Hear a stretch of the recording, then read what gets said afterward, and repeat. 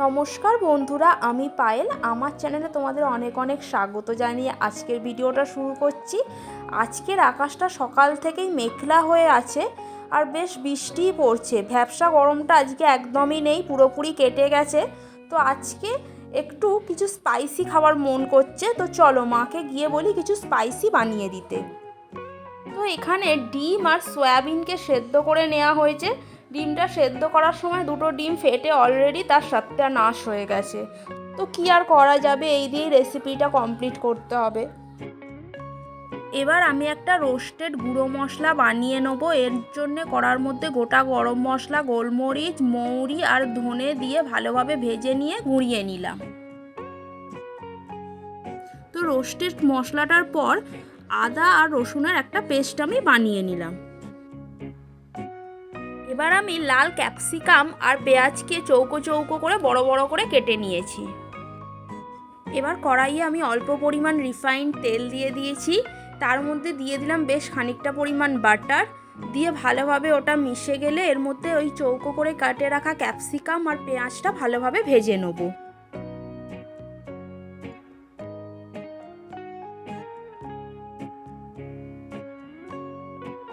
তো ক্যাপসিকাম আর পেঁয়াজটা ভাজার সময় এতে অল্প পরিমাণ লবণ দিয়ে ভালোভাবে এটাকে ভেজে নেব। এখানে ক্যাপসিকাম আর পেঁয়াজটা ভালোভাবে ভাজা হয়ে গেছে। এবার এগুলোকে একটা বাটির মধ্যে আমি তুলে নিচ্ছি।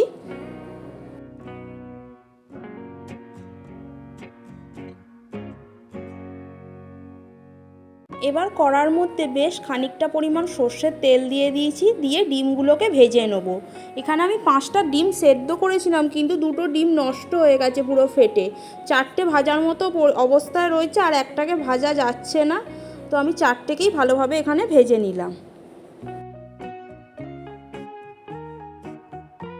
এবার আমি ওই তেলের মধ্যেই একটা শুকনো লঙ্কা দিয়ে দিলাম আর কুচি করে রাখা পেঁয়াজ দিয়ে দিলাম। দিয়ে পেঁয়াজটা একটু লাল লাল করে ভেজে নেব। পেঁয়াজটা আমার এখানে লাল লাল করে ভাজা হয়ে গেলে ওর মধ্যেই বেটে রাখা আদা আর রসুনটা দিয়ে ভালোভাবে পেঁয়াজের সাথে ভেজে নেব।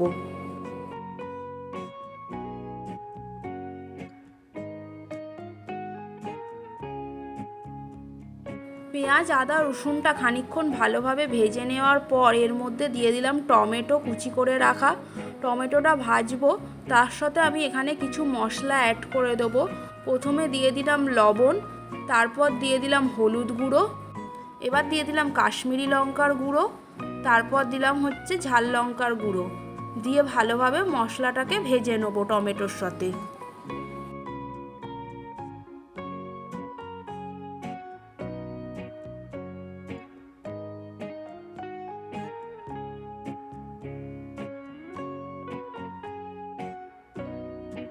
তো টমেটো আর মশলাটা ভালো করে ভেজে নিয়ে এর মধ্যে দিয়ে দিলাম 2 চামচ টক দই, দিয়ে মশলার সাথে ভালোভাবে এটাকে ভেজে নেব।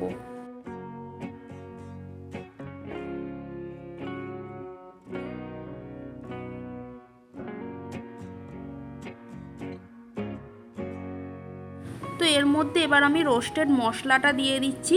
হাফ এখন দেবো, হাফ আবার পরে দেবো। তো মশলাটার সাথে এবার সয়াবিনগুলো দিয়ে দেবো সেদ্ধ করে রাখা, দিয়ে ভালোভাবে কষিয়ে নেব।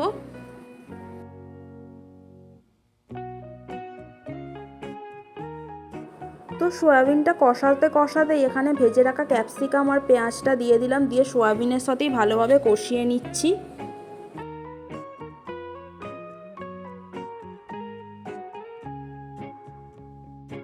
তো এবার এর মধ্যে খুব অল্প পরিমাণ জল দিয়ে দিচ্ছি, যাতে পেঁয়াজ আর ক্যাপসিকামটা ভালোভাবে সেদ্ধ হয়ে যায়।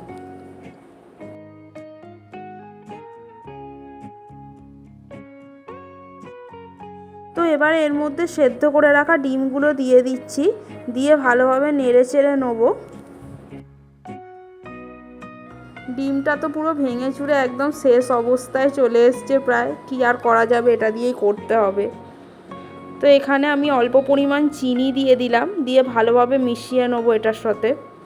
তো তোমরা এই রেসিপিটা ডিনার বা লাঞ্চ দুটোতেই ট্রাই করে দেখতে পারো, ভালো লাগবে।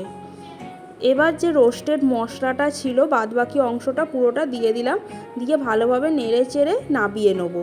তো আমার রেসিপিটা একদম এখানে কমপ্লিট হয়ে গেছে। তোমাদের কেমন লাগলো অবশ্যই কমেন্ট করে জানিও। ভালো লাগলে লাইক শেয়ার করো, চ্যানেলটা অবশ্যই সাবস্ক্রাইব করে দিও। দেখা হচ্ছে নেক্সট ভিডিওটা। ততক্ষণ সবাই ভালো থেকো।